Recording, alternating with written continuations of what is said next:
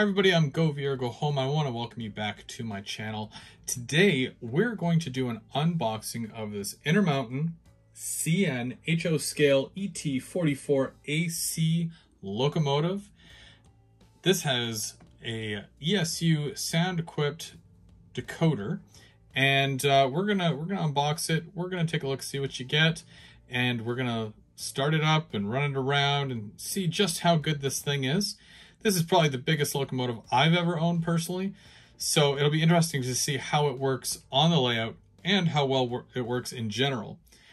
I'm also going to break down the scoring here for you, just in case you haven't seen one of my scorecard videos before, and we'll do that right now.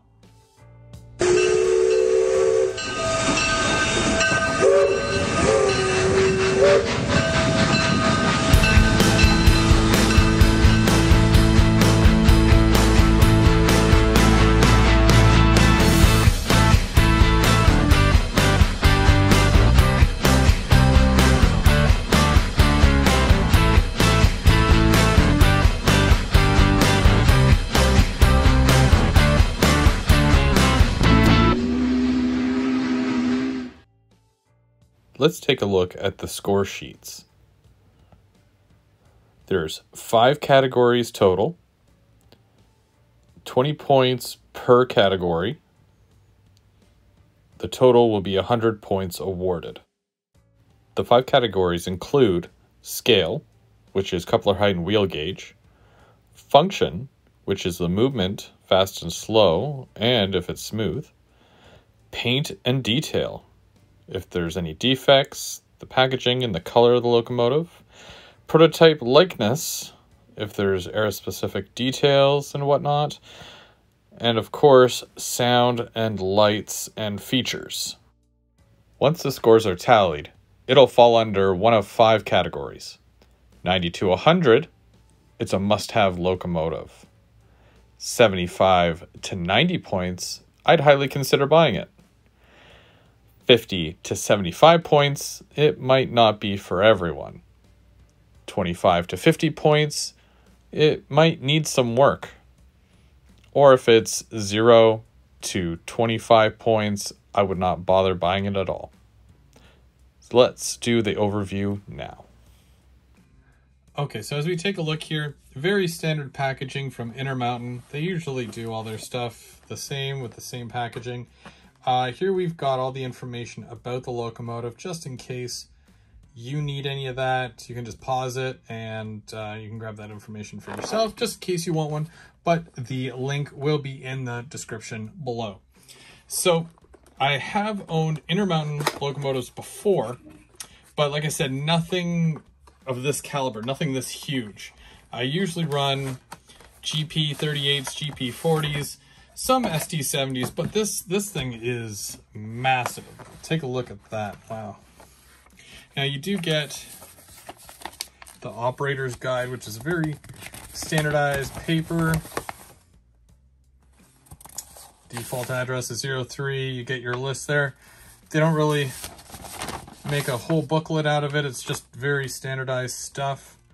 They've done the same thing for the past several years, so. But there you go. There's your sound list, your CV list, and we'll get this thing on the ESU lock programmer in a minute.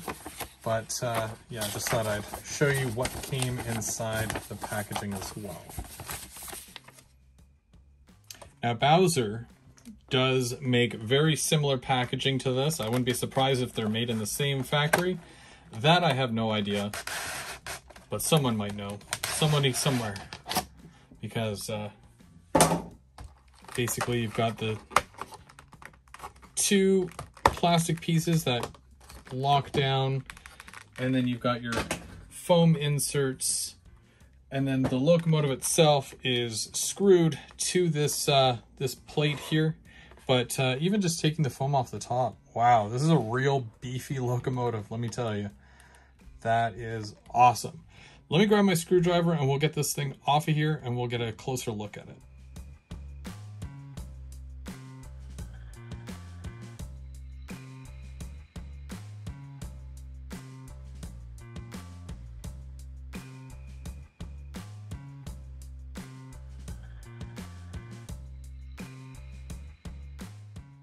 All right, so now that it's out of the packaging, we can get a closer look at it. Taking a look at the front, we've got plastic MU cables. I really wish they did rubber. There are ditch lights that are raised above the platform on both the front and the back. You have all separately applied grab irons along the front and on top of the hood here. And then of course you've got them above the windshield, which you also have windshield wipers on both sides, all separately applied, which is great. And a lot of details here. The anti-climber, the nice plow. It's a Canadian style plow. Metal coupler. I'm not sure how well these ones work compared to others, but hopefully they are good. And then of course we move on to the side detail. There's lots of really nice detail along the side here. All your little safety notes along there. The nice EF644U with the number 3088. These massive trucks with lots of detail. Nice window with the very small window shade there right above. And the windows do kind of seem tinted, which is also really nice. It comes with the tinted windows. Even more little safety symbols right along the side here with that massive CN.ca logo on the side. There's a brake chain right in here. You can kind of see it right where the truck is. Goes right throughout, which is really nice. All the see-through grills and whatnot there for the back. Very, very well detailed. And onto the back side here, where you can see that we've got a lot of the same detail from the front. So your metal coupler, plastic MU hoses, the anti-climber, the raised ditch lights, which are above the walkway there. The nice paint job of the stairway as well. I didn't mention that before. These handrails here are all plastic. That kind of throws it off a little bit, makes it seem not as great, but you just got to be careful when handling your locomotive so that you don't break any of that. These are all, you know, very detailed parts, but some of them are very touchy. The grab irons though are the metal grab irons. So lots of detail here on the back. You've got the rear light as well, and your sand hatch. Very nice. Yeah, lots of great detail. I really like it. Also, a lot of the same great features are shown on this end here. Definitely want to shout out the paint here because the paint is really nice. It's very crisp, very clean, and also red, black, and white are kind of my favorite colors, so it works for me. Some of the stuff on top here, you can also see that these are all see-through as well. And then you've got your horn, and then we'll take a look at the cab roof in a second. So for the cab roof here, you've got all those antennas, and they seem to all be covered, unlike most of the other locomotives where they are not.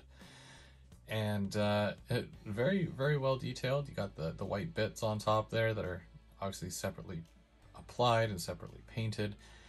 You've got the horn that's halfway down there, you can kind of see. Just overall, the amount of detail on this locomotive is really, really good. Okay, so let's take her over to the layout. We're gonna start her up and see how she sounds and see how she moves. And we'll get a look at all the lighting features and the sound features as well. Okay, so before I start running the locomotive and trying all the features, there's a couple of things that I like to do. I like to make sure that the couplers are in gauge, just to make sure that they're all running at the same height as everything else. Now I do have the standardized height gauge here, so I'm just gonna pull it back and I'm gonna show you. So the coupler on the locomotive does seem a tad bit lower, but that can be fixed. And of course on the front as well, it almost lines up. It basically lines up, but it is still a tad bit lower. Not as bad as the back, but yeah, it can still be fixed. Another thing I like to do is check to make sure that the wheels are engaged. I've got this business card slash wheel gauge or truck gauge checker, which is the Otter Valley Railroad business card technically at the same time. So that's really neat that they incorporated both. So I'm gonna just turn this over and I'm gonna check. This gives you both HO and N scale, but we're gonna obviously use the HO to make sure that all of these are in gauge. And so far they are all really good. So it might just be the coupler height that needs to be adjusted. Okay, so the locomotive is still set to 0.3. So I'm gonna go ahead and I'm gonna power on the track and see what happens here.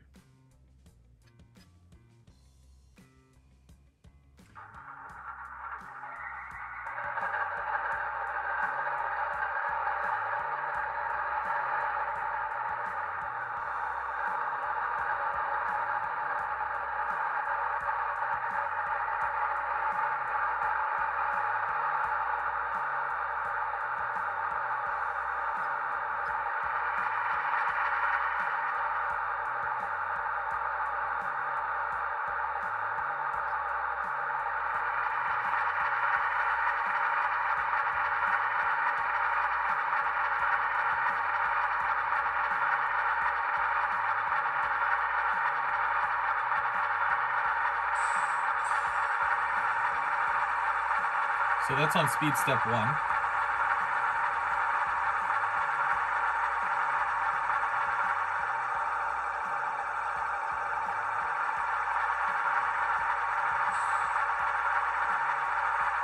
Now that's speed step 2 in reverse.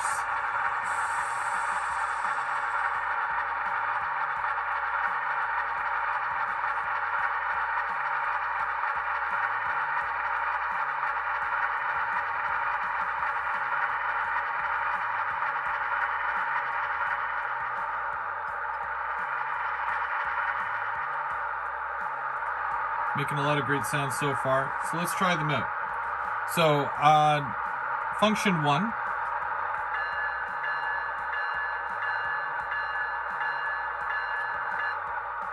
Function 2. So now if you hold down function 2, I'm sure it'll go longer.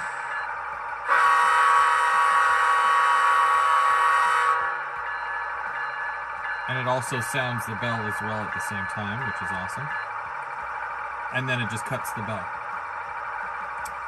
Function 3. Very nice. Most locomotives should have that. Cool. Function 4.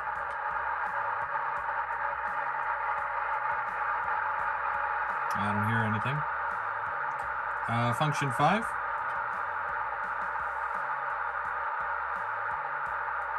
Nothing. Function 6. Okay, so it looks like we've got ditch lights on the front.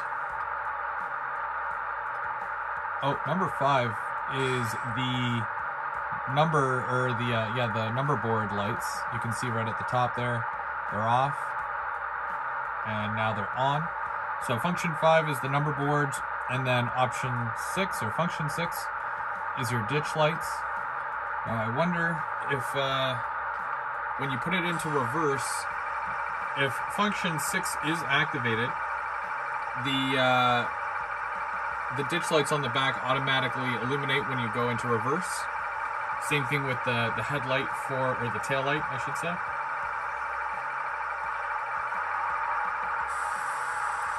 Function 7.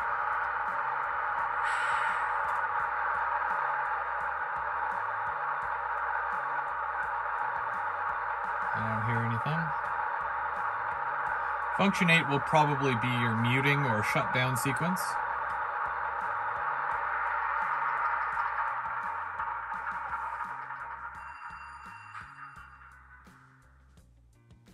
Cool, cool, cool. And then press it again and it starts up.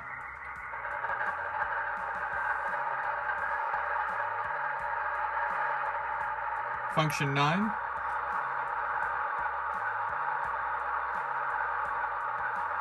Doesn't really do anything.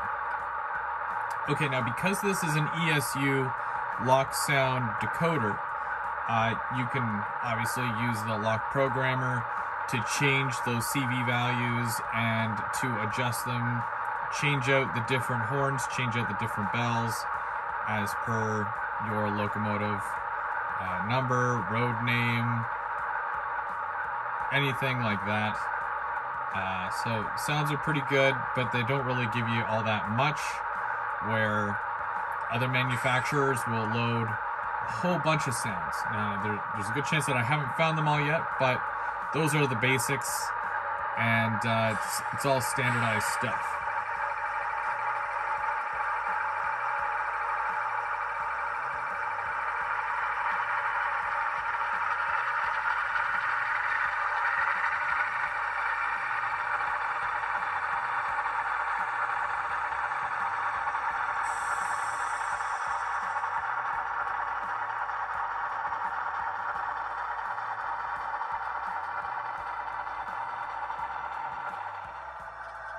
I'm going to get a couple of shots of this thing moving at a speed step 10, just to see how smooth it is.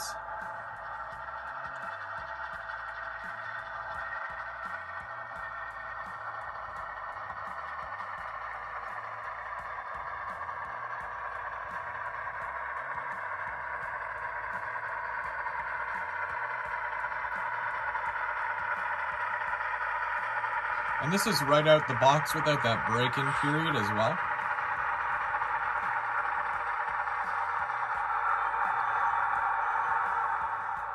Okay, so one thing I really like is that it's smooth. It's super smooth. And sometimes when I get a new locomotive and I'm running even at like a speed step between 5 and 10, they seem really jerky. So it's that constant stop, start, and it loses that realisticness because they're supposed to roll a lot smoother than that. And that's what we have with this one. This one is so smooth, and I haven't even broken it in yet. It's like it's ready to go already.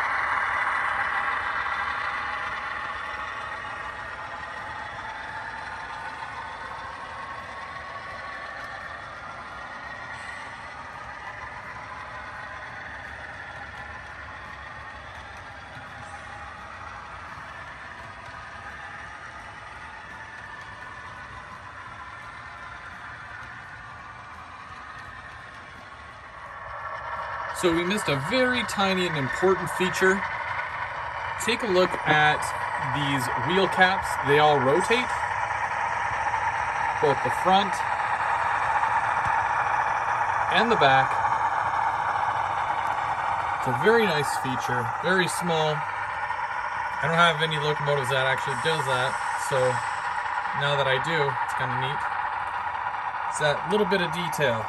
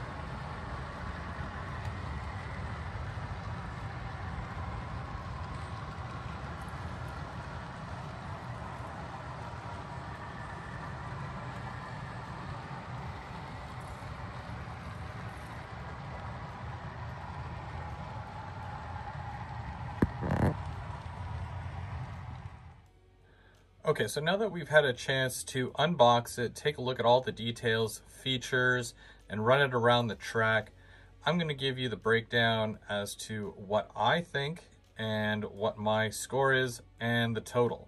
So let's take a look. All right, so first up is scale. The couplers were off a little bit, but the wheels were engaged. I'm going to give it 18 out of 20 points. For function, it moved really well. Great in slow and fast speeds. I'm giving it a 20 out of 20.